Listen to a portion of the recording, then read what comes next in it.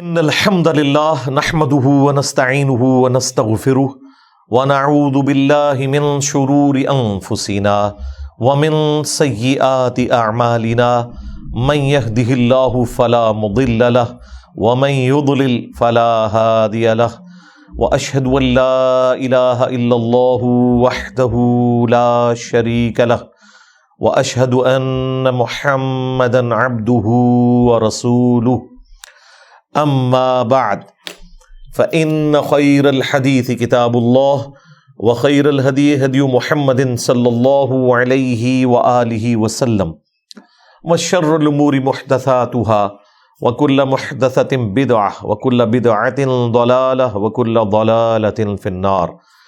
أعوذ بالله السميع العليم من الشيطان الرجيم من همزه ونفخه ونفثه. بسم الله الرحمن الرحيم. رب اشرح لي صدري ويسر لي امري واحلل عقدة من لساني يفقهوا قولي. بسم الله الرحمن الرحيم. ان الله وملائكته يصلون على النبي يا ايها الذين آمنوا صلوا عليه وسلموا تسليما. اللهم صل على محمد وعلى آل محمد كما صليت على إبراهيم وعلى آل إبراهيم إنك حميد مجيد. اللهم بارك على محمد وعلى آل محمد كما باركت على إبراهيم وعلى آل إبراهيم إنك حميد مجيد. وعلى آل إبراهيم إنك حميد مجيد. اللهم ربنا آتنا في الدنيا حسنة وفي الآخرة حسنة وقنا عذاب النار. ربنا آتنا من لدنك رحمة وهيئ لنا من أمرنا رشدا. لا إله إلا أنت سبحانك إني كنت من الظالمين. حسبنا الله ونعم الوكيل. يا حي يا قيوم برحمتك أستغيث ولا حول ولا قوة إلا بالله العلي العظيم. آمین. الحمدللہ آج 17 دسمبر 2023 کو سنڈے کے دن ہماری یہ قرآن کلاس نمبر 170 نمبر کی اسٹوڈیو ریکارڈنگ ہونے جا رہی ہے. آج انشاءاللہ تعالی ہم سورہ ابراہیم کی آیت نمبر 22 سے سٹارٹ لیں گے. یہ بڑی مشہور آیت ہے. انسان کی شیطان کے ساتھ آخری ملاقات جو ہونے والی ہے اس کا ذکر اس کے اندر موجود ہے. اعوذ باللہ من الشیطان الرجیم. بسم اللہ الرحمن الرحیم. وقال الشیطان لما قضی الامر. اور کہے گا شیطان قیامت کے دن جب کہ سب کا فیصلہ ہو چکے گا، یعنی جنتی جنت میں پہنچ گئے، جہنمی جہنم میں چلے گئے، اللہ تعالیٰ کی طرف سے الٹیمیٹ ڈیسیژن ہو گیا. اس کے بعد شیطان بھی اپنے ماننے والوں سے خطاب کرے گا. ان اللہ وعدکم وعد الحق.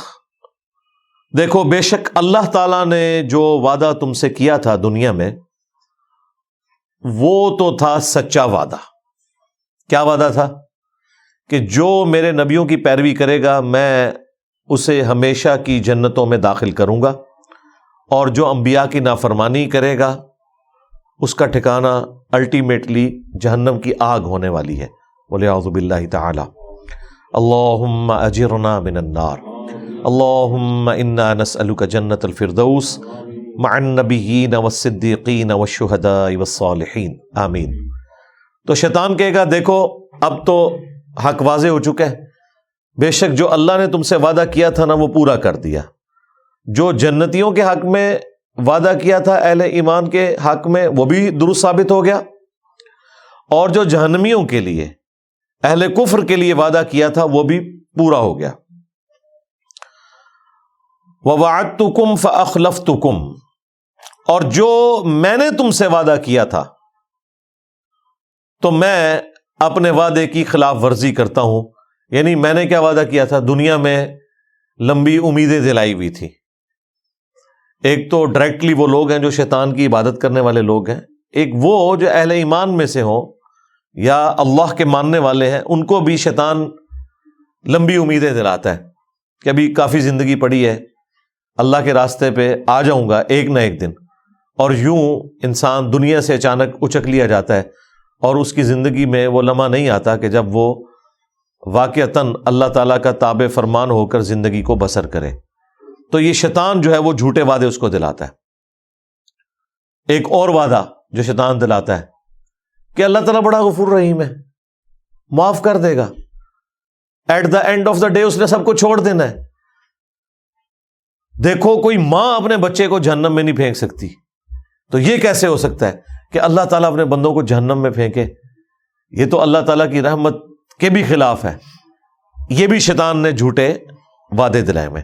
یہ جھوٹے اور فراڈ پہ مبنی وعدے اس لیے ہیں کہ اس طرح کی کوئی تعلیم اللہ تعالیٰ کی طرف سے اپنی کتابوں میں یا اپنے پیغمبروں کے ذریعے انسانیت تک نہیں پہنچائی گئی. قرآن کا مقدمہ تو بالکل ڈیفرنٹ ہے, اور جو لوگ پہلی دفعہ قرآن کو پڑھتے ہیں ترجمے کے ساتھ اپنی نیٹو لینگویج کے اندر, وہ کہتے ہیں یہ تو کتاب بات ہی کچھ اور کر رہی ہے, اس کا کانفیڈنس لیول ہی بہت ہائی ہے اور بالکل اسٹریٹ فارورڈ کتاب ہے, کوئی لگی لپٹی بات نہیں, ڈائریکٹلی ہے کہ مانو گے بچ جاؤ گے, نہیں مانو گے تو مارے جاؤ گے. لیکن شیطان پھر جو غلط امیدیں لوگوں کو دلاتا ہے, اور یہ امید کبھی وہ شخص نہیں اس کے پیچھے چلے گا, اس جعلی اور جھوٹی امید کے پیچھے, جس نے قرآن پڑھا ہوا ہے, اللہ یہ کہ کوئی آنکھیں بند کر لے, ورنہ قرآن کا مقدمہ بالکل ون سائیڈڈ ہے. قرآن پڑھنے والا کبھی بھی اس رزلٹ پہ نہیں پہنچے گا کہ اللہ تعالیٰ نے سب کو چھوڑ ہی دینا ہے. قرآن میں جو اللہ تعالیٰ کا مزاج بیان ہوا ہے وہ تو سختی والا ہے, سیدھی سی بات ہے. وہاں تو آپ کہیں بھی باطل کو داخل نہیں کر سکتے. بالکل 2+2=4 والی بات ہوئی ہے کہ مانو گے تو جنت ملے گی, نہیں مانو گے تو جہنم میں جاؤ گے. یہ تھوڑی بہت جو گنجائشیں نکلتی ہیں وہ بھی احادیث میں نکلتی ہیں, وہ بھی کسی درجے میں. جو پبلک کے اندر دین چل رہا ہے وہ نہ قرآن میں ہے نہ حدیث کے اندر موجود ہے. تو یہ شیطان جو لمبی لمبی امیدیں دلاتا تھا, تو شیطان کہے گا کہ میں نے بھی دنیا میں تم سے وعدہ کیا تھا, تو آج میں وہ ٹروتھ ریویل کر رہا ہوں کہ لو جی میں تو مکر گیا جے اپنے وعدے تو. وہ تمام جھوٹی امیدیں جو میں نے تمہیں دلائی ہوئی تھی, آج میں اس کے خلاف چلتا ہوں. انہی امیدوں میں سے ایک امید یہ بھی ہے کہ جو کچھ بھی ہے تیرے محبوب کی امت سے. اب یہ باتیں کیا صحابہ اکرام کو آل البیت کو نہیں پتہ تھی, لیکن ان کی زندگیاں تو خوف خدا سے عبارت ہیں. خود اللہ کے محبوب صلی اللہ علیہ وآلہ وسلم نے جس سختی کے ساتھ اپنی امت کو سمجھایا ہے وہ تو بالکل ون سائیڈڈ مقدمہ ہے. بخاری مسلم دونوں میں حدیث ہے, اللہ کے محبوب صلی اللہ علیہ وآلہ وسلم نے فرمایا, دیکھو اپنے مال کی زکوٰۃ ادا کرنا, اللہ کا حق جو ہے وہ دینا, مال غنیمت میں خرد برد نہ کرنا, بیت المال کے اندر بے ایمانی نہ کرنا. ایسا نہ ہو کہ قیامت کے دن تم میں سے کسی شخص کی گردن پہ اونٹ سوار ہو اور وہ چیخ رہا ہو, اغثنی یا رسول اللہ, یا رسول اللہ میری مدد فرمائے, میں تمہارے کچھ کام نہیں آؤں گا, میں نے جو کچھ بتانا تھا تمہیں دنیا میں بتا دیا. ایسا نہ ہو کہ کسی شخص کی گردن پہ اس کی گائے سوار ہو جس کی اس نے زکوٰۃ ادا نہیں کی, اور وہ چیخ کے کہہ رہا ہو اغثنی یا رسول اللہ, یا رسول اللہ میری مدد کیجئے, میں تمہارے کچھ کام نہیں آؤں گا, میں نے دنیا میں جو تمہیں بتانا تھا بتا دیا. پھر نبی الاسلام نے مختلف چیزیں گنوائیں, کسی کی گردن پہ بکری سوار ہو. آپ حیران ہوں گے, جب ہم میٹرک میں پڑھتے تھے تو ہم نے یہ بیج لگایا ہوتا تھا, اغثنی یا رسول اللہ, یا رسول اللہ میری مدد فرمائے. اور جس حدیث سے یہ جملہ نکالا ہوا ہے اس حدیث میں تو یہ ہے کہ یا رسول اللہ میری مدد فرمائے, اور رسول اللہ کیا کہیں گے, میں نے دنیا میں جو بتانا تھا وہ بتا دیا. بالکل الٹ چل رہا ہے معاملہ. پھر بخاری مسلم میں وہ مشہور زمانہ حدیث, جب اللہ تعالیٰ نے قرآن میں سورہ شعراء میں فرمایا نا کہ اپنے قریبی رشتہ داروں کو ڈر سناؤ, تو نبی اسلام نے ایک ایک رشتہ دار کو بلایا, اے نبی کے چچا عباس میرے مال سے جو لینا ہے لے لے, اگر اللہ کے حضور پکڑا گیا تو میں تیرے کچھ کام نہیں آؤں گا. اے نبی کی پھوپھی صفیہ میرے مال سے جو لینا ہے وہ لے لے, اگر اللہ کے حضور تو پکڑی گئی تو وہاں میں تیرے کچھ کام نہیں آؤں گا. اے نبی کی بیٹی فاطمہ میرے مال سے جو لینا ہے وہ لے لے, یعنی دنیا میں اس کا مالک ہوں, لیکن اگر اللہ کے حضور تو پکڑی گئی تو میں تیرے کچھ کام نہیں آؤں گا. حالانکہ سیدہ فاطمہ ڈیفینیٹلی جنتی عورتوں کی سردار ہیں. بیسیکلی ان کو سینٹرڈ کر کے ہمیں بتایا جا رہا تھا کہ اگر کوئی فراڈیا آپ کو یہ کہے کہ میرے سلسلے میں بیعت ہو جاؤ، میں تمہیں جنت میں اپنے ساتھ لے کے جاؤں گا، تو آپ نے سمجھ لینا ہے کہ ایک کہانی ہے. بالکل، اس لیے نبی اسلام نے یہ بتایا.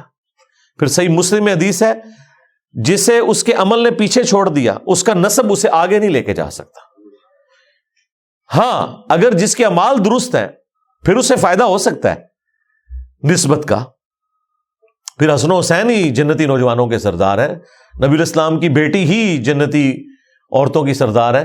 لیکن یہ صرف نسبت کی وجہ سے نہیں ہے، اعمال بھی ایسے ہیں. دوسری طرف حضرت نوح علیہ السلام کا بیٹا، نسبت کوئی کام نہیں آئی کیونکہ اس کے عمل نے اس کو پیچھے چھوڑ دیا. تو شیطان قیامت کے دن اعلان کر دے گا، جو میں نے دنیا میں تم سے وعدہ کیا تھا نا، میں تو آج اعلان برات کر رہا ہوں تم سے. یعنی دیکھیں اینڈ ٹائم پہ آ کے وہ دھوکہ دے جائے گا. ہمیں تو ویسے دنیا میں ہی پتا ہے، اور یہ اللہ تعالیٰ کی شفقت ہے کہ اس نے اس دنیا میں آخرت کی فلم چلا دی ہے. یعنی یہ ہونے کے بعد اگر پتہ چل رہا ہو تو انسان کہے گا کاش مجھے دنیا میں پتہ چل جاتا نا، تو میں اپنا راستہ درست کر لیتا. تو سرکار دنیا میں پتہ چل چکا ہے، پیپر آؤٹ ہو چکا ہے، اس کے جوابات بھی بتا دیے گئے ہیں. صرف پیپر نہیں آؤٹ ہوا، جواب بھی بتا دیے گئے. اب کوئی شخص خود ہی بدبخت ہے کہ وہ پیغمبروں کا راستہ چھوڑ دے اور شیطان کے راستے کے اوپر چلے.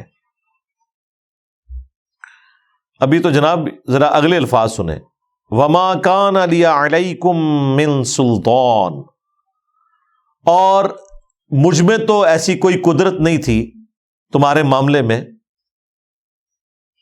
کہ میں تم پر کوئی زور زبردستی کر سکتا، إِلَّا أَن دَعُوتُكُمْ، سوائے اس کے کہ میں تمہیں دعوت دیتا تھا. لے جی، یہ مقدمہ بھی بالکل کلیئر ہے کہ جو لوگ دنیا میں کہتے ہیں کہ ہم سے شیطان نے یہ کام کروایا اور اس کی پلی لیتے ہیں، کیا خود ہوتا ہے. شیطان نے اس حوالے سے تو کروایا ہوتا ہے کہ وہ دعوت دیتا ہے، اس حوالے سے شیطان نے نہیں کروایا ہوتا کہ وہ زبردستی کرواتا ہے. یہ ذہن میں رکھیے گا، وہ صرف دعوت دیتا ہے.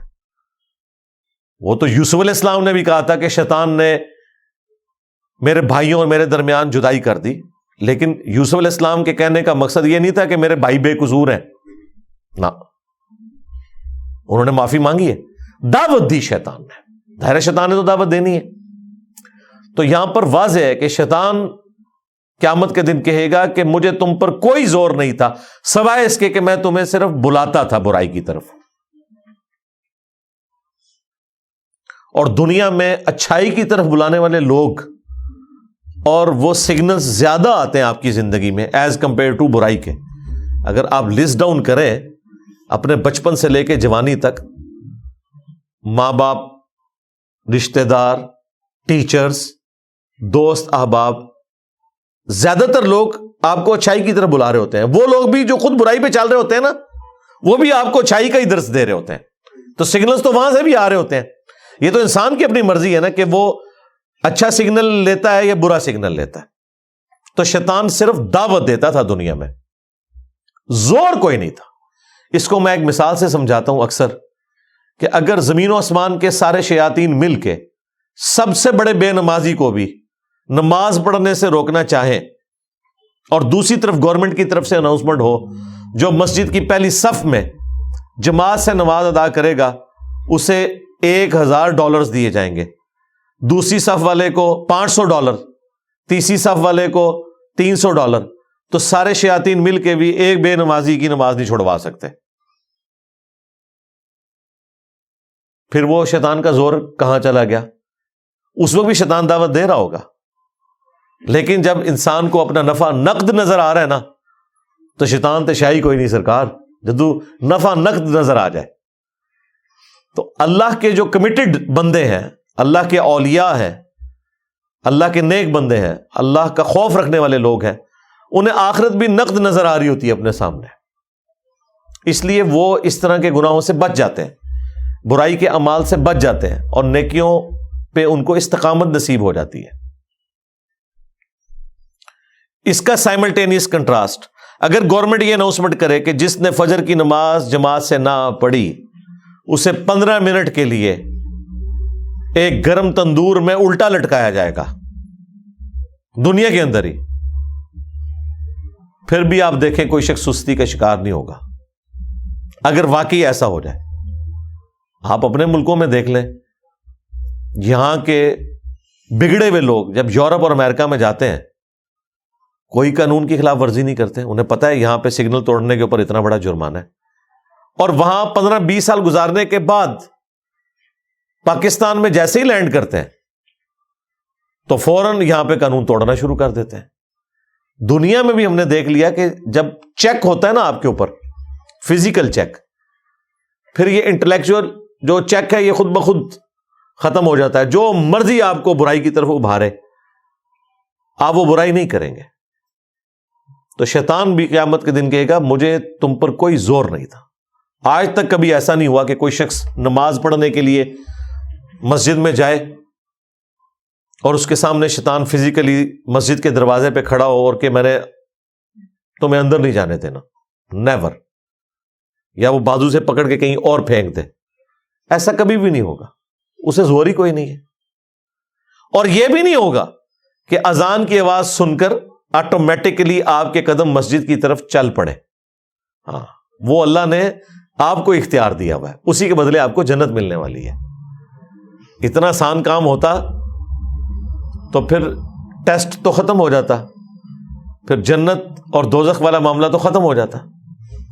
بخاری مسلم میں حدیث ہے، اللہ تعالیٰ نے جنت کو ناگوار چیزوں سے ڈھانپ رکھا ہے اور دوزخ کو خوشگوار چیزوں سے ڈھانپ رکھا ہے۔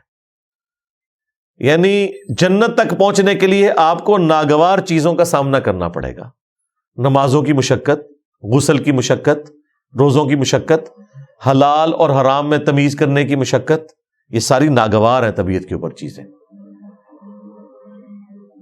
اور جہنم کو اللہ تعالیٰ نے خوشگوار چیزوں سے ڈھانپ رکھا ہے، یعنی تمام شہوات، گناہ کے کام جن میں دنیا میں اللہ نے لذت رکھی ہوئی ہے، وہ ہمارے ٹیسٹ کے طور پہ وہ جہنم یعنی دوزخ میں لے جانے والی ہے۔ اور اس کی ایکسپلینیشن اس حدیث سے ہوتی ہے، مشہور زمانہ، جامعہ ترمذی، ابو داؤد، نسائی، ابن ماجہ میں حدیث ہے، حضرت جبرائیل علیہ السلام کو اللہ تعالیٰ نے فرمایا جب جنت کو پیدا کیا کہ جا کے جنت کو دیکھ کے آؤ۔ جب وہ واپس آئے انہوں نے کہا یا اللہ مجھے نہیں لگتا کہ کوئی شخص تن من دھن نہیں لگا دے گا اس جنت میں پہنچنے کے لیے، کوئی ایسا شخص نہیں ہوگا، سارے کے سارے اس جنت کے لیے کوشش کریں گے۔ پھر اللہ تعالیٰ نے جنت کو ناگوار چیزوں سے ڈھانپ دیا اور حضرت جبرائیل علیہ السلام سے کہا کہ اب ذرا جنت کو دیکھو جا کے۔ انہوں نے جب دیکھا نا کہ جنت تک پہنچنے کے لیے یہ ہرڈلز عبور کرنی پڑیں گی، مشقتیں اٹھانی پڑیں گی، حلال اور حرام میں تمیز کرنی پڑے گی، واپس آئے تو اللہ تعالیٰ نے فرمایا کہ سنا، انہوں نے کہا یا اللہ مجھے نہیں لگتا کہ کوئی شخص جنت میں پہنچنے میں کامیاب ہوگا، جتنا مشکل ٹیسٹ رکھتی ہے۔ پھر اللہ تعالیٰ نے جہنم کی طرف بھیجا، واپس آئے، پوچھا، ان کا یا اللہ کون بدبخت ہوگا جو اس جہنم کے لیے کوشش کرے گا؟ مجھے تو نہیں لگتا کہ کوئی شخص ایسا عمل کرے کہ جہنم تک پہنچ جائے۔ پھر اللہ تعالیٰ نے جہنم کو یعنی دوزخ کو شہوات سے، خوشگوار چیزوں سے ڈھانپ دیا، ان کی لذتوں سے، لیکن ہے حرام کام۔ پھر اللہ تعالیٰ نے فرمایا اب جا کے جہنم کو دیکھ۔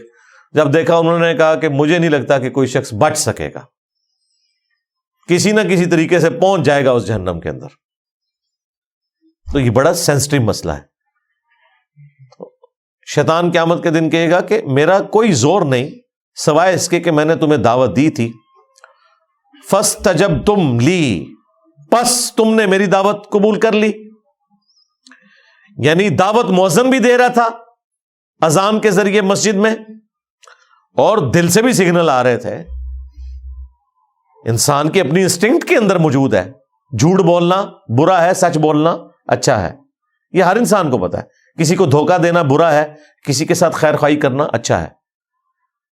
تو ہماری انسٹنکٹ کے اندر اللہ تعالیٰ نے اچھائی اور برائی کی تمیز رکھ دی ہے. فَأَلْهَمَهَا فُجُورَهَا وَتَقْوَاهَا.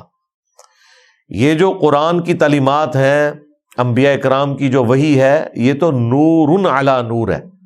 آلریڈی ہمارے انسٹنکٹ کے اندر نور موجود ہے اچھائی اور برائی میں تمیز کرنے کا. انبیاء کی دعوت کے بغیر بھی موجود ہے، لیکن یہ انبیاء کی دعوت کے ذریعے اللہ تعالیٰ نے حجت تمام کی ہے کہ کوئی شخص قیامت کے دن، سورہ النساء میں آتا ہے نا کہ ہم نے رسولوں کو، انبیاء کو اس لیے بھیجا کہ اللہ کے خلاف کوئی حجت نہ قائم کر سکے. رسولوں کے آنے کے بعد کوئی بالکل ہی گیا گزرا آدمی تھا، ہٹ دھرمی پہ اڑا ہوا تھا، اس کے لیے بھی حجت تمام ہو جائے کہ مجھے بتا دیا گیا تھا دنیا میں،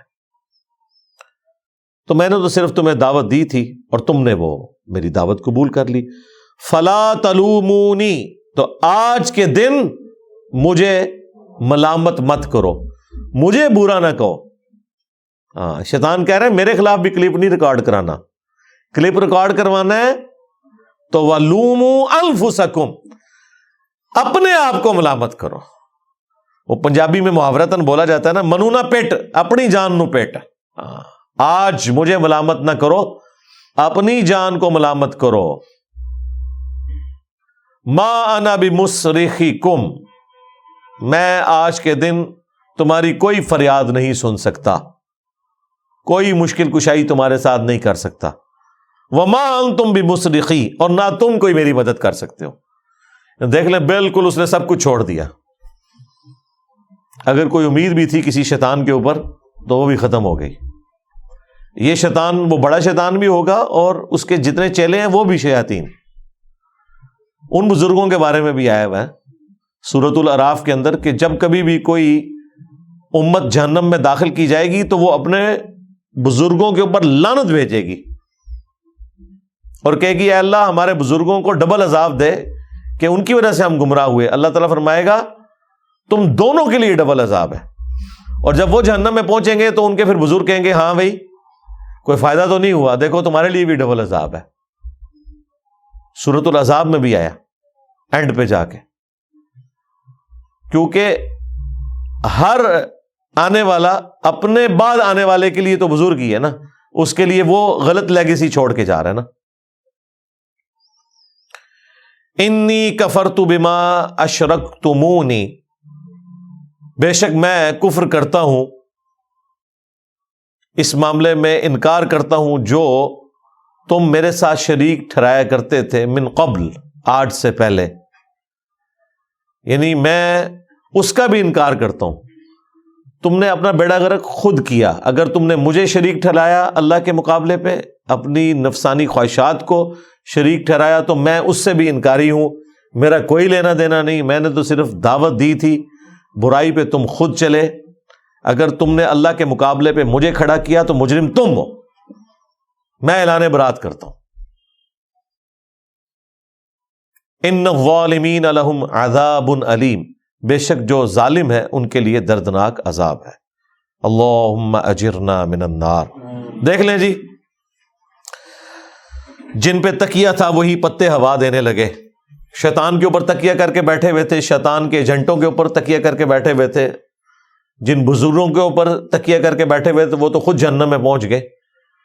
تو ادھر جا کے تو اللہ ہی کی بادشاہت ہے. دنیا میں بھی اللہ کی بادشاہت ہے، لیکن دنیا میں اللہ تعالیٰ نے کھلی چھٹی دی ہوئی ہے. آخرت میں اللہ تعالیٰ نے چھٹی نہیں رکھی، پھر وہ تو ہار اور جیت کے فیصلے کا دن ہے، یوم التغابن ہے. یہ جو سورہ ابراہیم کی آیت نمبر 22، یہ آلموسٹ میں نے آدھا گھنٹہ اس کے اوپر گفتگو کی ہے، صرف اس لیے کہ یہ قرآن حکیم میں اہم ترین مقام ہے. شیطان کے حوالے سے جو مارکیٹ کے اندر عقائد اور نظریات پھیلے ہوئے ہیں نا، ایک آیت ان تمام عقائد اور نظریات کو غلط ثابت کر دیتی ہے. اکثر لوگ اپنے گناہوں کا، اپنے جرائم کا وبال شیطان کے اوپر ڈالتے ہیں. یہاں اللہ تعالیٰ نے الٹیمیٹلی شیطان نے جو ٹروتھ ریویل کرنا ہے قیامت کے دن وہ دنیا میں بتا دیا ہے. اس کے باوجود اگر کوئی شخص اپنی برائی کو شیطان کے اوپر ڈالتا ہے تو وہ اپنے آپ کو دھوکہ دے رہا ہے. اس اعتبار سے تو ڈالا جا سکتا ہے کہ وہ برائی کی طرف بلانے والا ہے. وہ تو شیطان بھی ہے، ہمارا نفس بھی ہے، لیکن وہ اللہ تعالیٰ نے بیلنس کیا ہے. صحیح مسلم میں حدیث ہے کہ ہر شخص کے ساتھ اللہ تعالیٰ نے ایک فرشتہ اور ایک شیطان جن اٹیچ کیا ہوا ہے. فرشتہ اسے اچھائی کی طرف بلاتا ہے اور شیطان یعنی جن وہ برائی کی طرف بلاتا ہے. تو اللہ نے بیلنس کیا ہوا ہے. دعوت دونوں طرف سے آ رہی ہے. آپ کوئی اچھائی کا کام کریں, اندر سے آپ کو تھپکی ملتی ہے کہ بڑا اچھا کام کیا, اگرچہ آپ کو اس کے لیے مشقت بھی اٹھانی پڑے, لیکن دل سکون پکڑتا ہے کہ یار نہیں یہی کرنا چاہیے تھا, خیر ہے اللہ تعالیٰ اجر دینے والا ہے. یہ فرشتے کے ذریعے تھپکی ملتی ہے. اور اگر برائی کا کام ہو جائے تو دل جو ملامت کرتا ہے کہ غلط کام کیا, ایسا نہیں کرنا چاہیے تھا, تو فرشتہ اللہ نے ساتھ اٹیچ کیا ہوا ہے. اسی صحیح مسلم کی حدیث میں جب ایک صحابی نے جرت کر کے پوچھا یا رسول اللہ آپ کے ساتھ بھی شیطان اٹیچ ہے؟ آپ نے فرمایا ہاں میرے ساتھ بھی شیطان اٹیچ تھا, لیکن اللہ نے اسے میرا مطیع کر دیا, وہ مجھے اب نیکی کی طرف ہی بلاتا ہے. یعنی نبی علیہ السلام کے ساتھ جو شیطان اٹیچ تھا وہ مسلمان ہو گیا. اور یہ اللہ تعالیٰ کا ایک خاص کرم, چونکہ انبیاء اکرام اللہ تعالیٰ کے مخلص بندے ہیں, چنے ہوئے بندے, ان کو اللہ تعالیٰ بچا لیتا ہے. ایک لفظ ہے مخلص. مخلص کہتے ہیں اخلاص, کمٹمنٹ شو کرنے والا. مخلص جسے اللہ اپنے لیے خالص کر لے, وہ صرف انبیاء اکرام ہوتے ہیں علیہم السلام. لہذا قصہ آدم اور ابلیس میں جہاں کہیں شیطان کا یہ جملہ آتا ہے نا کہ میں تیرے بندوں کو گمراہ کر دوں گا سوائے ان کے کہ جو تیرے مخلص بندے ہوں گے, وہاں مخلص بندوں سے مراد صرف انبیاء ہے. انبیاء کے بعد کوئی بھی مخلص نہیں ہے, سب کے سب مخلص ہیں. انہوں نے اپنی محنت سے ہی بچنا ہے. لیکن انبیاء کے کیس میں اللہ تعالیٰ کی رحمت, اس کی اسپیشل پروٹیکشن, وہ انہیں برائی سے بچا لیتی ہے. اس طرح کی پروٹیکشن عام بندوں کے کیس میں بھی کبھی کبھار اللہ تعالیٰ چاہے تو فرما سکتا ہے, لیکن اللہ کا کوئی وعدہ نہیں ہے کہ ضرور ایسا کرے گا. وہ خود ہی اس نے بچنا ہے تو بچنا ہے, اور اسی میں اس کے لیے انعام ہے. حضرت یوسف علیہ السلام کے بارے میں قرآن میں آیا نا کہ اس عورت نے یوسف کا قصد کیا, یوسف بھی قصد کر لیتا اگر اپنے رب کی برہان دلیل نہ دیکھتا. یعنی اللہ تعالیٰ نے کلیئر کر دیا کہ یوسف علیہ السلام کو ہم نے بچایا, اور پھر اس کے ساتھ آیا کہ بے شک ہمارے وہ مخلص بندوں میں سے تھے, ہم نے ان کو اپنے لیے خالص کر لیا تھا.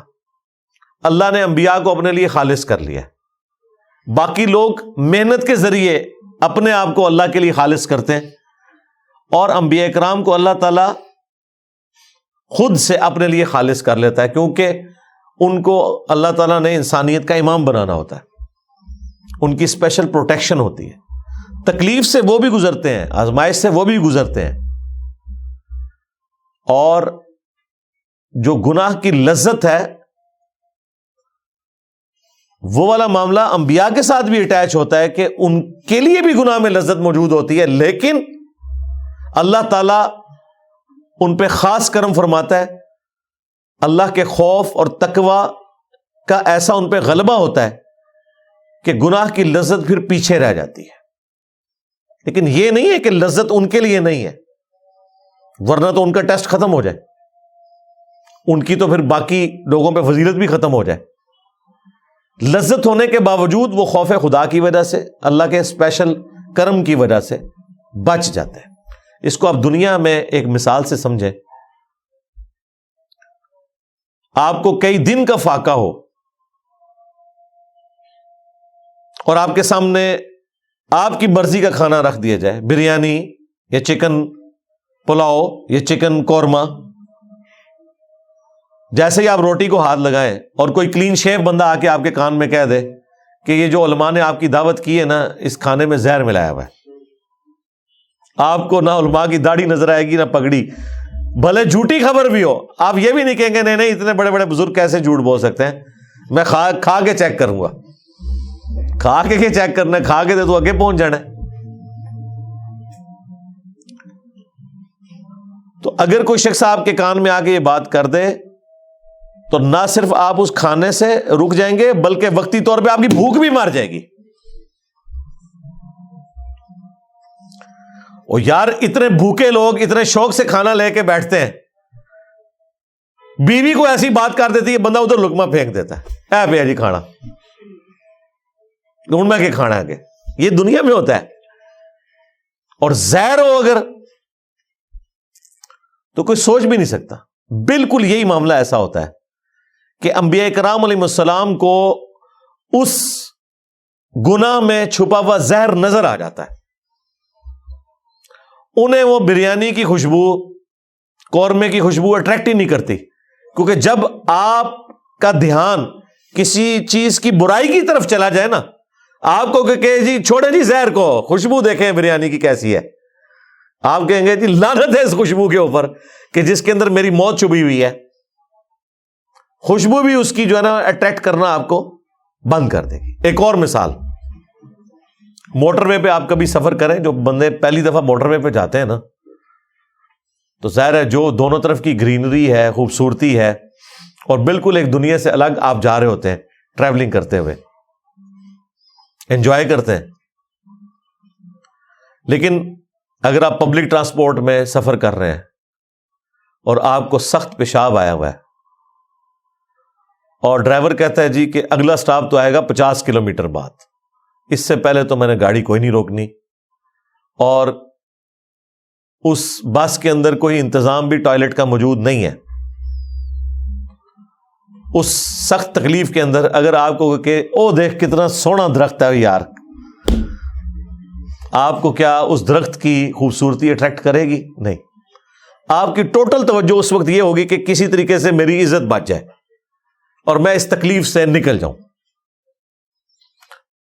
یہ نہیں ہے کہ اس چیز کی خوبصورتی ختم ہو گئی ہے, وہ اپنی جگہ موجود ہے, لیکن آپ کسی اسٹیٹ آف مائنڈ ڈفرنٹ میں چلے گئے. جن لوگوں کو اللہ کا خوف ہوتا ہے, اسپیشلی انبیاء کرام علیہ السلام, وہ گناہوں سے بچتے اس لیے ہیں کہ اللہ تبارک و تعالی ان کے اوپر ان چیزوں کی حقیقت کھول دیتا ہے.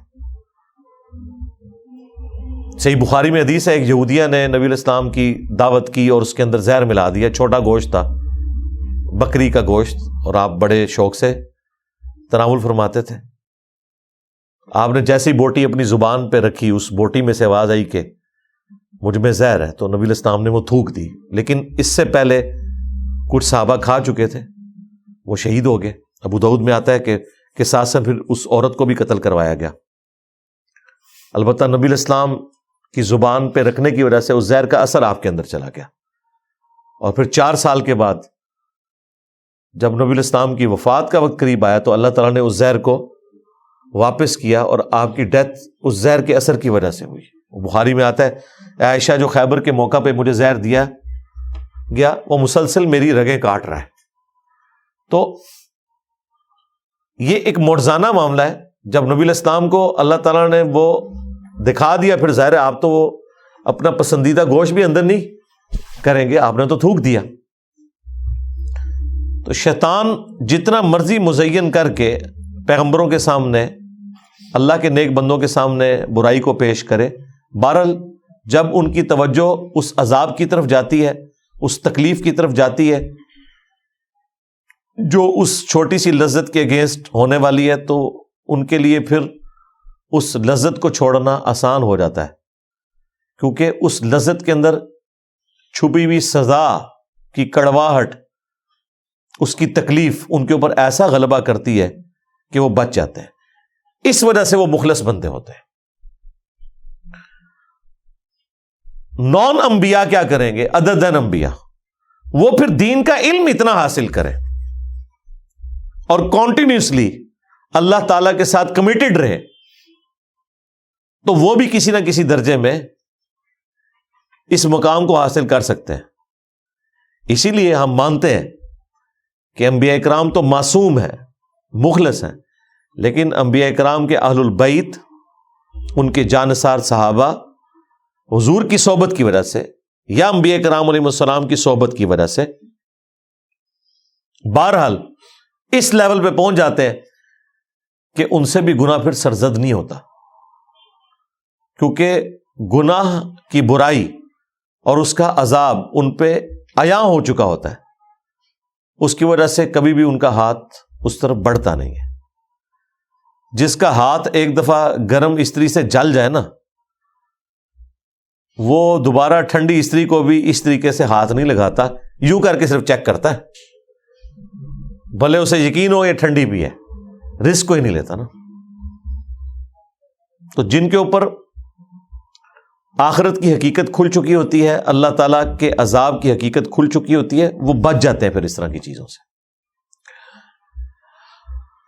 وَأُدْخِلَ الَّذِينَ آمَنُوا وَعَمِلُوا الصَّالِحَاتِ جَنَّاتٍ، اور داخل کیا جائے گا ان لوگوں کو کہ جو ایمان لے کر آئے اور نیک اعمال کیے، باغات میں، جنات تجری من تحتها الانہار، ایسے باغات جن کے نیچے ندیاں بہتی ہوں گی، خالدین فیہا، وہ رہیں گے اس میں ہمیشہ، باذن ربہم، اپنے رب کے حکم سے، تحیتہم فیہا سلام، اور وہاں ایک دوسرے کو وہ جو دعا دیں گے وہ سلام کے ساتھ ہی ہوگی۔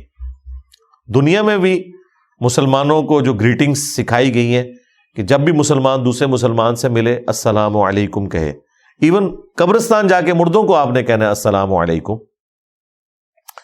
جنت میں بھی سلامتی ہی سلامتی ہوگی، اللہ کا نام بھی ہے السلام۔ فرض نماز کے بعد جو صحیح مسلم میں دعا ہے، اللہم انت السلام ومنک السلام تبارکت یا ذا الجلال والاکرام، اے اللہ تو سلام ہے اور سلامتی تیری طرف سے ہے۔ تو جنت میں بھی مسلمان جب دوسرے مسلمان سے ملے گا تو اس پہ سلامتی بھیجے گا، سلامتی سے بہتر کوئی دعا نہیں ہو سکتی۔ الم تر کیف ضرب اللہ مثلا کلمۃ طیبۃ،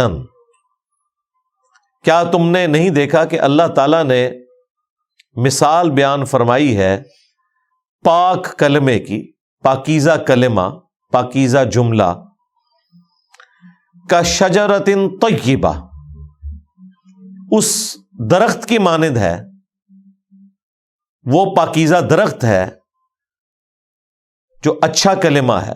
اچھا کلمہ کوئی بھی اچھا کلمہ، سب سے اچھا کلمہ لا الہ الا اللہ، جامعہ ترمذی میں حدیث ہے سب سے بہترین کلمہ لا الہ الا اللہ، اور سب سے بہترین دعا الحمدللہ ہے۔ لا الہ الا اللہ سے بڑا کوئی کلمہ نہیں ہو سکتا۔ لا الہ الا اللہ محمد رسول اللہ، اسلام کی بنیاد، یہ بہترین کلمہ۔ اس کے علاوہ بھی جتنے اچھے کلمات ہیں، خواہ اللہ کی تعریف کے ہوں یا خوش اخلاقی کے جو کلمات ہیں، جتنی بھی مورل ویلیوز ہیں، سب کی سب وہ ایک پاکیزہ درخت کی مانند ہے، اصلها ثابت، جس کی جڑیں بڑی مضبوط ہیں، وَفَرْعُهَا فِي السَّمَاءِ، اور اس کی شاخیں آسمان میں پھیلی ہوئی ہیں۔ اتنا بڑا درخت ہے وہ اپنے اجر کے اعتبار سے۔ یہ دو الفاظ ہیں اصل اور فروع، یہ آپ علماء سے اکثر سنتے ہیں، یہ اصولی بات ہے، یہ فروعی بات ہے، یہ وہی ہے۔ اصولی بات عقیدے کو ہم کہتے ہیں اصول، جو اصل جڑ ہوتی ہے، عقیدہ جڑ ہے نا، درخت کی بھی جڑ سب سے اہم ہے۔ تو جو عقائد ہیں وہ کہتے ہیں یہ اصولی مسائل ہیں، عقیدے کے مسائل ہیں۔ باقی جو اوپر والے اعمال ہیں وہ فروعی مسائل ہیں، کہتے ہیں یہ تو چھوٹا مسئلہ ہے، یہ فروعی ہے۔ فروع جو بار شاخیں نکلی بھی ہوتی ہیں، لیکن وہ شاخیں یا بار جو کچھ آپ کو نظر آ رہا ہے اس کی اصل وہ جڑ ہے جس سے وہ خوراک لیتا ہے، جس کے اوپر وہ درخت کھڑا ہوا ہے، اسے اصول کہتے ہیں، اور فروع کہتے ہیں جو باہر شاخیں بکھری ہوئی ہیں۔ تو اللہ تعالیٰ فرما رہا ہے کہ جو اچھے کلمات ہیں، اور اس میں سب سے ٹاپ آف لسٹ کلمہ طیبہ، اور کلمہ طیبہ کی ٹرم بھی یہیں سے ڈیوائز کی گئی ہے پہلے کلمے کے لیے، لا الہ الا اللہ محمد رسول اللہ صلی اللہ علیہ وآلہ وسلم۔ وہ اس درخت کی مانند ہے کہ جس کی جڑیں بہت مضبوط ہیں، اور اس کے تو فروع بھی، اوپر شاخیں بھی اتنی کہ آسمان میں پھیلی ہوئی ہیں۔ اور اس درخت کی خوبی کیا ہے؟ تؤتی اکلہا کل حین باذن ربہا، وہ درخت پھر مسلسل پھل دے رہا ہے اپنے رب کے حکم سے، یعنی اس درخت کے اوپر خزاں بھی نہیں آتی اور مسلسل پھل دے رہا ہے. پھل توڑتے ہیں نیا پھل لگ جاتا ہے. جنت میں تو ہر درخت ہی ایسا ہوگا. تو دنیا میں بھی یہ والے جو درخت ہیں ان کے اگینسٹ جنت میں بھی درخت لگ رہے ہیں. جو آپ اچھے کلمات سبحان اللہ، الحمدللہ، لا الہ الا اللہ، اللہ اکبر کہتے ہیں، اس کے اگینسٹ جنت میں بھی درخت لگتے ہیں. ان کو بھی فنا نہیں ہے. وَيَضْرِبُ اللَّهُ الْأَمْثَالَ لِلنَّاسِ لَعَلَّهُمْ يَتَذَكَّرُونَ، اور اللہ تعالیٰ یہ مثالیں بیان فرماتا ہے لوگوں کے لیے تاکہ وہ اس سے نصیحت حاصل کر لیں، اسے خوب ذہن نشین کر لیں. مثال بیان کرنے سے بعض اوقات بات سمجھ آ جاتی ہے. ہر بندے کا تو انٹلیکچوئل لیول اتنا نہیں ہوتا کہ وہ دقیق باتوں کو سمجھ سکے. بعض اوقات مثال ایسی ہوتی ہے جو لوگوں کو جلدی سمجھ آ جاتی ہے. تو یہ درخت والی مثال ایسی ہے جو ایک ان پڑھ بندے کو بھی اس کی کامن آبزرویشن کے اندر بھی موجود ہے کہ واقعی جو درخت مضبوط جڑوں کے اوپر کھڑا ہوتا ہے، پھلدار درخت ہوتا ہے، وہی اصل درخت ہے، اور اسی سے انسان نفع حاصل کر سکتا ہے، برکت حاصل کر سکتا ہے. اور یہ ہے وہ روحانی کلمہ لا الہ الا اللہ محمد رسول اللہ. اب سائملٹینیس کنٹراسٹ آ رہا ہے جو خبیث کلمات ہیں، شرکیہ کلمات ہیں، بد اخلاقی پر مبنی کلمات ہیں، شیطانی کلمات ہیں، برائی سے ریلیٹڈ کلمات ہیں، وہ تمام کے تمام کلمات ان کے لیے اللہ تعالیٰ نے مثال بیان کی ہے. وَمَثَلُ كَلِمَةٍ خَبِيثَةٍ، اور مثال خبیث کلمات کی، برے کلمات کی، وہ چاہے گالی گلوچ ہو یا برائی کا ذکر کرنا ہو، اس کی مثال كَشَجَرَةٍ خَبِيثَةٍ اجْتُثَّتْ، وہ اس خبیث درخت کی مانند ہے جو اکھاڑ لیا جائے من فوق الارض، زمین کے اوپر سے. یعنی جس طرح یہ جھاڑیاں ہوتی ہیں نا، وہ آپ دیکھتے ہیں کہ جھاڑیوں کو آپ فوراً اکھاڑ لیتے ہیں کیونکہ ان کی جڑیں نیچے تک نہیں ہوتی ہیں. ان کو صاف کرنا کوئی مشکل کام نہیں ہوتا. اس کو آپ ویسے ہاتھ سے پکڑ کے بھی اکھاڑ لینا تو وہ اکھڑ جاتی ہے، لیکن درخت کو تو نہیں کوئی اکھاڑ سکتا. ما لها من قرار، اور انہیں کوئی قرار بھی نہیں ہوتا. ظاہر ہے کہ اس طرح کی جھاڑیاں تو درختوں کے لیے نقصان دہ ہوتی ہیں. وہ جھاڑیاں تو ویسے ہی جلا کے راکھ کر دی جاتی ہیں، ان سے اس طرح کا کوئی نفع حاصل نہیں ہوتا کہ اس سے کوئی پھل نکل آئے.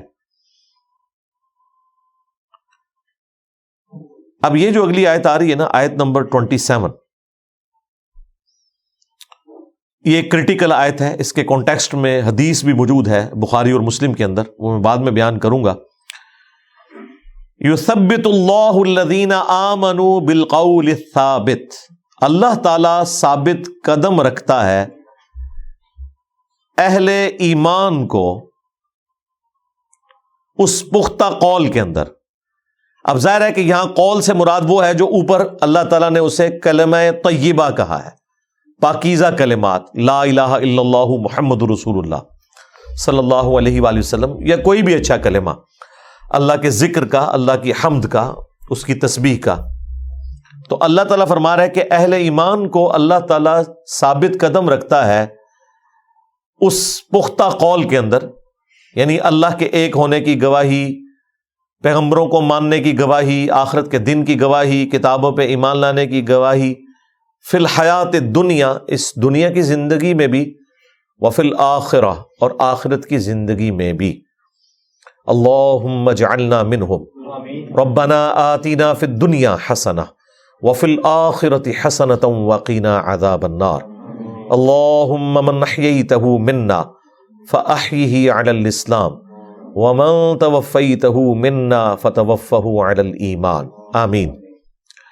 یہ آیت مبارکہ کا حصہ اللہ کے محبوب صلی اللہ علیہ وآلہ وسلم نے تلاوت کیا اس موقع پر جس موقع پر آپ صلی اللہ علیہ وآلہ وسلم نے قبر میں ہونے والے امتحان کا ذکر کیا بخاری اور مسلم میں. آپ صلی اللہ علیہ وآلہ وسلم نے فرمایا کہ بے شک تمہیں قبروں میں آزمایا جائے گا اور تم سے میرے متعلق بھی سوال ہوگا، ما کنت تقول فی حق ھذا الرجل، اس مرد کے بارے میں تمہارا دنیا میں کیا عقیدہ تھا۔ اور پھر نبی الاسلام نے یہ آیت تلاوت کی،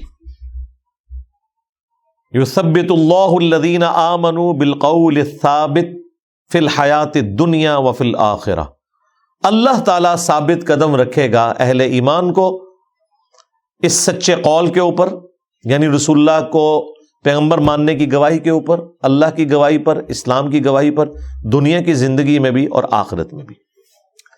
اچھا، بخاری مسلم میں اس ایک سوال کا ذکر ہے، ترمذی اور ابو داؤد کے اندر 3 سوالوں کا ذکر ہے، اور ظاہر ہے کہ وہ ڈیٹیلڈ حدیث ہے۔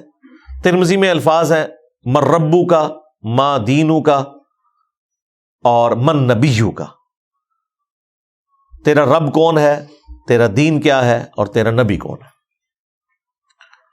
اور ابو داؤد کے اندر من ربو کا، ما دینو کا، اور ما کنت تقول فی حق ھذا الرجل، اس مرد کے بارے میں تو دنیا میں کیا کہا کرتا تھا، الذی بعث فیکم، جس کو اللہ نے تم میں مبعوث کیا تھا۔ یہ بھی 7 الفاظ ہیں، کیونکہ بعض لوگ کہتے ہیں نبی الاسلام قبر میں تشریف لے آتے ہیں، یہ بریلوی کہتے ہیں، دیوبندی کہتے ہیں نہیں، خود نہیں آتے، آپ کی شکل مبارک دکھائی جاتی ہے۔ یہ بھی بالکل غلط ہے، کیونکہ حدیث میں الفاظ ہیں وہ شخص جسے دنیا میں مبعوث کیا گیا تھا تم میں، اس کے بارے میں تمہارا کیا عقیدہ ہے۔ وہ کہتے ہیں جی ہاذا کا مطلب ہے وہ سامنے موجود ہے، کہ ہاذا جو ہے یہ حاضر کے صیغے کے لیے استعمال ہوتا ہے، یہ بات بھی غلط ہے۔ غائب کے صیغے کے لیے بھی ہاذا استعمال ہوتا ہے جب اس کا قرینہ موجود ہو، جس طرح کہ عبداللہ ابن عمر نے جب یزید کی بیعت کی ایک حکمت کے تحت بعد میں، تو اس میں بخاری میں الفاظ ہیں ھذا الرجل، میں نے اس شخص کی بیعت کی ہے جو کہ شام میں بیٹھا ہوا ہے، اور عبداللہ ابن عمر جو ہے مدینہ شریف میں تھے، یعنی جس کا ذکر ہو رہا ہے کہ اس وقت جو ہمارا حکمران ہے۔ تو ھذا کا صیغہ غائب کے لیے بھی استعمال ہو سکتا ہے۔ اور اس کی دوسری دلیل یہ ہے کہ جب وہ مؤمن جواب دیتا ہے تو وہ یہ نہیں کہتا ھذا محمد رسول اللہ، وہ کہتا ہے ہوا محمد رسول اللہ، وہ غائب کے صیغے میں جواب دیتا ہے، کیونکہ اسے پتہ ہے وہ سامنے موجود نہیں، ورنہ تو کہے کہ یہ اللہ کے رسول ہیں، وہ کہتا ہے وہ اللہ کے رسول ہیں جن کے بارے میں تم پوچھ رہے ہو۔ مفتی احمد یار خان نعیمی صاحب نے جال حق میں لکھا ہے کہ یہ ھذا کا صیغہ بتا رہا ہے کہ نبی الاسلام قبر میں آتے ہیں، ورنہ تو ہونا چاہیے تھا کہ وہ مردہ فرشتوں سے کہتا کہ کس مرد کے بارے میں تم مجھ سے پوچھ رہے ہو۔ جب فرشتے کہتے ہیں اس مرد کے بارے میں تمہارا کیا عقیدہ ہے، تو بات میں تو وزن ہے واقعی، لیکن انہیں نہیں پتا کہ مسند احمد میں حدیث موجود ہے جس میں ایو رجل کے الفاظ بھی موجود ہیں، کس مرد کا ذکر کر رہے ہو؟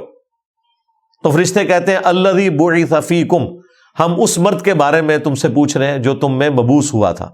اور ابو داؤد میں ویسے ہی 7 الفاظ موجود ہیں کہ اس مرد کے بارے میں تمہارا کیا نظریہ ہے جو تم میں پیغمبر بنا کے بھیجا گیا، تو وہ شخص کہتا ہے وہ اللہ کے رسول محمد صلی اللہ علیہ وآلہ وسلم۔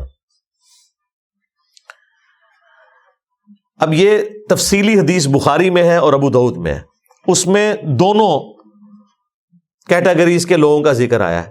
اہل ایمان کے لیے ہے کہ وہ کہہ دیں گے کہ ہمارا رب اللہ ہے، ہمارا دین اسلام ہے، اور یہ اللہ کے رسول محمد ہے صلی اللہ علیہ وآلہ وسلم۔ عموماً انہی 3 سوالوں کا ذکر ہوتا ہے،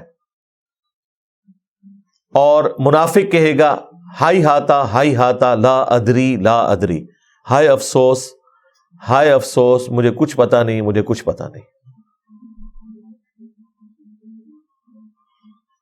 اور وہ کہے گا کہ میں وہی کہتا تھا جو لوگ کہا کرتے تھے، سنا کے سنی، یعنی کہ ٹونی۔ 3 سوالوں کے بعد فرشتے اس سے 4تھا سوال بھی کریں گے، کنکلوڈ کریں گے۔ گفتگو اس طرح تو کنکلوڈ نہیں ہوتی۔ مومن سے چوتھا سوال یہ ہوگا کہ تجھے کیسے پتا چلا، ان 3 سوالات کے جوابات کیسے آئے؟ وہ کہے گا کہ میں نے اللہ کی کتاب پڑھی اور میں نے رسول اللہ کے نبی ہونے کی تصدیق کی، مجھے اللہ کی کتاب پڑھنے کی وجہ سے یہ پتا چلا، اس لیے میں نے اس کو آج سے آلموسٹ 10 سال پہلے ریویل کیا تھا کہ قبر کے 3 سوال نہیں ہیں، 4 سوال ہیں۔ 3 تو یہ ہے نا، کامیاب ہونے کے بعد چوتھا سوال بھی ہے کہ تجھے پتا کیسے چلا؟ تو وہ کہے گا میں نے اللہ کی کتاب پڑھی۔ اب جس نے اللہ کی کتاب نہیں پڑھی، ظاہر کتاب ترجمے سے ہی پڑھی ہوگی نا، عربی پڑھنے سے تو کوئی فرق نہیں پڑتا اس بندے کو جسے عربی نہیں آتی۔ اچھا، منافق جب کہے گا مجھے کچھ پتا نہیں، میں تو وہی کہتا تھا جو لوگ کہتے تھے، فرشتے اس سے کہیں گے چوتھے سوال کے طور پر کہ تو نے خود کیوں نہیں پڑھا یا کسی ایسے شخص سے کیوں نہیں علم حاصل کیا کہ جو لکھنا پڑھنا جانتا تھا؟ تیرے ساتھ یہ معاملہ نہ ہوتا، تو نے دنیا میں ایسے شخص سے کیوں نہیں رابطہ کیا اگر تو خود نہیں پڑھ سکتا تھا؟ وہ کہے گا میں تو وہی کہتا تھا جو لوگ کہتے تھے۔ تو یہ چوتھا سوال منافق کے کیس میں بھی ہوگا، گنہگار شخص کے کیس میں بھی ہوگا۔ تو یہ قبر کا چوتھا سوال یہ سب سے اہم ہے، کیونکہ یہ ڈراپ سین ہے قبر کے امتحان کا۔ اس کے بعد ہی پتہ چلتا ہے کہ پہلے 3 سوالات میں کس نے کامیاب ہونا ہے۔ اگر کوئی خود نہیں پڑھے گا، ہدایت حاصل کرنے کی کوشش نہیں کرے گا، یا کسی ایسے شخص سے ہدایت نہیں حاصل کرنے کی کوشش کرے گا جو اسے واقعی قرآن و سنت بتائے، یعنی بزرگوں کی تعلیمات نہ بتائے، ورنہ تو یہاں پہ بھی مسئلہ کھڑا ہو جائے گا نا۔ یہ کہتے ہیں علماء سے پوچھیں، اور جب علماء سے پوچھیں ہم پوچھتے ہیں کس علماء سے، کہتے ہیں ہمارے فرقے کے۔ دوسرے علماء کا ذکر کہتے ہیں وہ تو ہے ہی گمراہ ہیں، انہیں کہ وہ بھی آپ کے بارے میں یہی سمجھتے ہیں، اور ہم بھی یہی سمجھتے ہیں کہ دونوں ٹھیک ہی کہہ رہے ہیں، وہ آپ کے بارے میں اور آپ ان کے بارے میں۔ البتہ اگر آپ دونوں بھی ہمیں کوئی بات بتائیں گے جو قرآن و سنت کے مطابق ہے، تو ہمارے نبی نے ہمیں یہی سکھایا ہے کہ شیطان بھی اگر سچی بات کرے تو اس کی تصدیق کرو۔ آیت الکرسی کا وظیفہ شیطان نے انسانی شکل میں آ کے حضرت ابو ہریرہ کو دیا تھا، لیکن نبی علیہ السلام نے کیا فرمایا کہ وہ ہے تو جھوٹا تھا لیکن بات اس نے سچی کی، تو ہم تصدیق کریں گے۔ تو یہ عذاب قبر، قبر کے سوالات کے امتحان سے متعلق یہ اہم ترین آیت ہے کہ اللہ تعالیٰ دنیا کی زندگی میں بھی اور آخرت میں بھی ثابت قدم رکھے گا۔ تو دنیا میں اللہ تعالیٰ اہل ایمان کو ایمان پہ ثابت قدم رکھے گا، اور آخرت کی زندگی میں قبر کے سوالات میں آسانی کرے گا۔ یہ آخرت کا تعلق اصل میں قبر کے ساتھ ہے، جو نبی علیہ السلام نے آیت پڑھی نا، ظاہر دنیا میں تو نہیں قبر کے سوال ہو رہے، تو قبر آخرت کی منازل میں سے پہلی منزل ہے، یہ ذہن میں رکھیے گا۔ قبر کا تعلق دنیا کے ساتھ نہیں ہے، یہ آخرت کی زندگی ہے، کیونکہ مرنے کے بعد کی زندگی ہے۔ تو نبی علیہ السلام نے کہا کہ اہل ایمان کو اللہ تعالیٰ ثابت قدم رکھے گا کلمہ طیبہ کے اوپر، اور اس کی تفصیلات جو حدیث میں آئی، اللہ کے بارے میں، رسول کے بارے میں اور دین کے بارے میں سوال۔ اب دیکھ لیں، فرقے کا کوئی ذکر نہیں، پیر کا کوئی ذکر نہیں، فقہ کا کوئی ذکر نہیں۔ قبر میں جا کے فرقے بھی ختم ہو جانے ہیں، ورنہ تو پوچھا جاتا ہے کہ تیرا تعلق کس فرقے سے ہے، سنی ہے شیعہ؟ سنی ہے تو پھر کس فقہ کو فالو کرتا تھا؟ وہ تو یہی انہوں نے بزرگوں کے بارے میں مشہور کیا ہوا ہے۔ اعلیٰ حضرت سے پوچھا گیا جی تقلید کیوں ضروری ہے؟ انہوں نے کہا تقلید اس لیے ضروری ہے کہ ایک مالکی فوت ہو گیا، تو جب وہ قبر میں گیا تو اسے قبر کے سوالات کے جوابات نہیں آ رہے تھے، تو امام مالک قبر میں تشریف لے گئے اور انہوں نے چپکے سے اس کے کان میں سوالات کے جوابات بتا دیے۔ بھئی کان میں آپ بتا بھی دیں، زبان تو اس کی چلنی ہے نا، جواب تو بڑے آسان ہے۔ آج بے نمازی سے بھی پوچھے وہ بھی کہہ دے گا جی ان 3 سوالوں کا یہ جواب ہے۔ اصل مسئلہ ہے کہ جواب تو پتہ سب کو ہوگا، زبان نہیں چل رہی ہوگی نا۔ تو دلیل انہوں نے دی، پھر تو مالکی ہونا چاہیے، حنفی تو نہیں ہونا چاہیے اگر دلیل یہی ہے۔ تو یہ سب کہانی ہے۔ شیخ عبد القادر جیلانی کا ایک دھوبی تھا جی، وہ جب فرشتوں نے اس سے پوچھا من ربو کا، اس نے کہا میں غوث پاک کا دھوبی ہوں، ماں دینوں کا دھوبی ہوں۔ وہ کہتے نہیں فرشتے پریشان ہو گئے، اللہ کے پاس چلے گئے۔ فرشتوں نے نہیں جناب پریشان ہونا، اللہ دے بندے ہو، آپ لوگ تو ہمیں دھوکہ نہیں دے سکتے جنہیں دین کی سمجھ آ گئی ہے، فرشتوں کو تو بالکل پتہ ہے کہ سب کچھ فراڈ ہو رہا ہے۔ اور دوسرا، فرشتے کوئی انسانوں کی طرح نہیں ہے، وہ آپ سمجھ لیں بائی ڈیفالٹ جس طرح کمپیوٹر پروگرام ہوتا ہے نا، ان میں ایک چیز فیڈ ہے، اس کے مطابق انہوں نے چلنا ہے۔ جیسے یہ اسٹاپ واچ ہے، اس میں بھلے کوئی کافر سیل ڈالے, کوئی مسلمان ڈالے, ایک بار ٹائم آپ سیٹ کر دیں گے, آپ انگلی سے دبائیں گے, اس نے آن ہونا ہے, دوبارہ دبائیں گے, اس نے آف ہونا ہے. گھڑی کو نہیں پتا یہ انگلی کون سی ہے, میرے مالک کی ہے, چور کی ہے, کافر کی ہے, مسلمان کی ہے, کیونکہ یہ اس سے باہر جا ہی نہیں سکتی. فرشتوں کو اللہ نے یہی بتایا ہوا ہے کہ جو 3 سوالات کے جوابات دے دے, اس کو چوتھا سوال یہ پوچھنا ہے کہ تجھے کیسے پتا چلا, تو وہ آگے سے بتا دے گا کہ میں نے قرآن پڑھا, یا اگلے انبیاء کا ماننے والا تھا تو ان انبیاء کا ذکر کر دے گا. اور جو جوابات نہ دے سکے تم نے اس سے پوچھنا ہے تو وہ آگے سے یہی کہے گا, اور یہ اس لیے کہ ہمیں نبی الاسلام نے بتایا. فرشتوں کو تو پتہ ہی نہیں ہے کہ غوث پاک بھی کوئی ہے اور ان کا کوئی دھوبی بھی ہے. ہاں, اور وہ بیان کرتے ہوئے نا علماء کہتے ہیں جی اشرف علی تھانوی صاحب نے نقل فرمایا, یعنی اس طرح جیسے بخاری شریف میں آ گیا. اس کا روب آپ دیوبندیوں پہ تو ڈال سکتے ہیں, ہاں, لیکن ہم پہ آپ کیسے ڈال سکتے ہیں میرے بھائی؟ ہمیں تو قرآن و سنت سے بتائیں. ہم تو کہیں گے کہ بھائی جس نے آپ کو یہ واقعہ بتایا ہے اس سے تو پہلے ہم یہ پوچھیں گے کہ کس نے اس قبر میں کیمرہ فٹ کیا ہوا تھا. آپ کیمرہ لگا بھی دیں تو کوئی قبر کا عذاب تو دیکھ ہی نہیں سکتا, سیدھی سی بات ہے. نہ ان سوالات کی کوئی ریکارڈنگ کر سکتا ہے. یہ کس جھوٹے نے آپ کو بتایا؟ یہ شیطان نہیں آپ کو بتایا, آپ کے بڑے نے, تاکہ آپ لوگوں کو قرآن و سنت کے ساتھ جوڑنے کی بجائے بزرگوں سے جوڑا جائے. بھائی نبی الاسلام بتا رہے ہیں کہ جو سوالات کے جوابات دے گا وہ ہوگا کہ جس نے قرآن پڑھا ہوگا, اور ناکام وہ ہوگا جس نے دین کو سیریس نہیں لیا ہوگا. اچھا, نبی الاسلام تو بتا رہے ہیں کہ اس کا حل کیا ہے, یہ اس حل کو نہیں مان رہے, یہ کہہ رہے ہیں آپ غوث پاک کے دھوبی بن جائیں. یہ حال ہے, پھڈا ڈال کے بیٹھ گیا.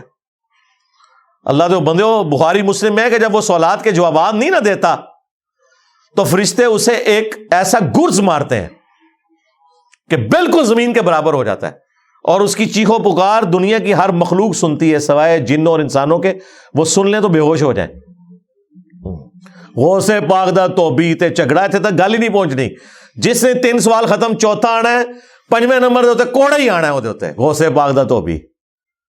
فرشتوں کو تو پتہ ہی نہیں بھائی, یہ آپ کے بنائے ہوئے دنیا میں بزرگان دین ہیں جن کا کوئی لینا دینا نہیں ہے اللہ کے نبی علیہ السلام کی تعلیمات کے ساتھ. اگر ان بزرگوں نے یہ خرافات پھیلائی ہیں, اور اگر انہوں نے نہیں پھیلائی, تو وہ اللہ کے حضور بری ہیں. سارا جرم پھر ان لوگوں کا ہے جنہوں نے شیخ عبد القادر جیلانی کی طرف یہ جھوٹ منسوب کیا ہے. سیدھی سی بات ہے.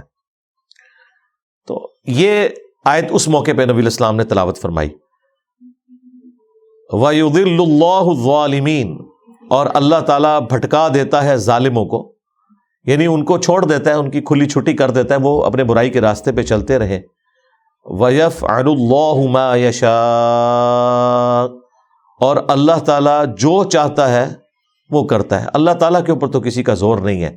اللہ تعالیٰ اہل ایمان کو بچا لے گا, اور جو دنیا میں گمراہ رہے وہ قبر میں بھی جا کے, حشر میں بھی جا کے ناکامی کا منہ دیکھیں گے. اللہ جو چاہتا ہے کرتا ہے. مراد یہ کہ اللہ کی بادشاہت ہے کہ جو شخص پیغمبروں کی پیروی کرے گا ان کے لیے انعام ہوگا. یہ اللہ کی مرضی ہے, اور یہ اللہ کی مرضی ہے کہ جو نبیوں کی نافرمانی خود کرے گا پھر اللہ تعالیٰ آخرت میں اس کے لیے کوئی معافی والا معاملہ نہیں کرے گا. پھر اللہ تعالیٰ اسے اسی گمراہی میں بھٹکنے دے گا اور جہنم کے عذاب میں پھینکے گا جس نے اللہ اور اس کے پیغمبروں کی نافرمانی کی. اللہم اجرنا من النار. سبحانک اللہم و بحمدک, اشہد ان لا الہ الا انت, استغفرک و اتوب الیک, وما علینا الا البلاغ المبین. جزاکم اللہ خیرا.